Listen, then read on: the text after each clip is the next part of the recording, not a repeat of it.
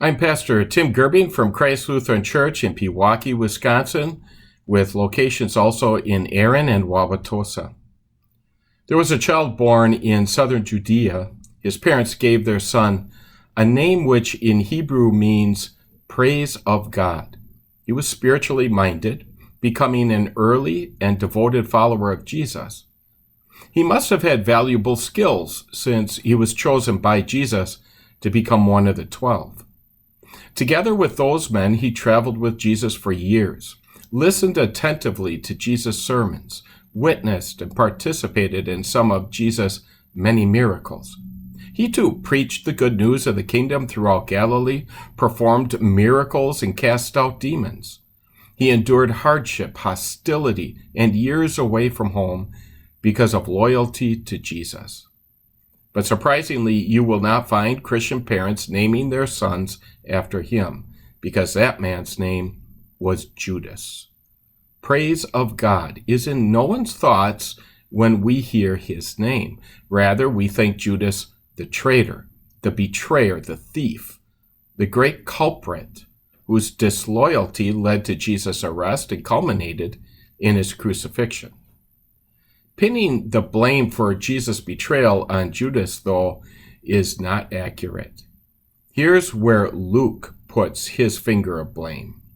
We read from Luke chapter 22, verses 1 to 6. Now the festival of unleavened bread, called the Passover, was approaching, and the chief priests and the teachers of the law were looking for some way to get rid of Jesus, for they were afraid of the people. Then Satan entered Judas, called Iscariot, one of the 12. And Judas went to the chief priests and the officers of the temple guard and discussed with them how he might betray Jesus. They were delighted and agreed to give him money. He consented and watched for an opportunity to hand Jesus over to them when no crowd was present. Jesus began his ministry in the wilderness, going 40 days without food, to endure severe temptation by Satan. Satan had one goal: overcome Jesus by leading him to sin. And then Jesus' ministry would immediately fail, and God's one and only plan to save the world from sin would fail with it. Jesus resisted Satan's temptations, but Satan did not give up. He saw an opportunity in Judas. Judas had toyed with sin. He was greedy. He had his own ideas about the kind of kingdom Jesus should establish. He loved his country Israel, and he hoped Jesus would make it a glorious and powerful kingdom. And of course, Judas would be a part of it. We love our country. We want it to prosper. We enjoy its power and influence in the world. Americans are set apart in many ways from other nations, and we derive great benefit from it. Jesus loved his country too, but his love extended far beyond it. His saving work was not meant for one nation or people. It was for all people, regardless of the nation they belonged to or the group they descended from. Judas lost sight of that.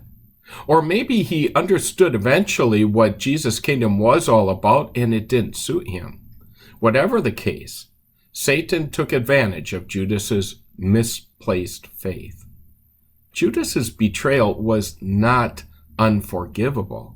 His ultimate spiritual destruction was his own fault. He refused the new life Jesus offered of forgiveness, of Christ's merciful rule in his heart. 3.5 years of following Jesus do not earn a place in God's kingdom. Nothing that we do does. Jesus earns it for us. Don't allow yourselves to be deceived like Judas. Rely on Jesus alone, the only person who can and has defeated Satan's power. Amen.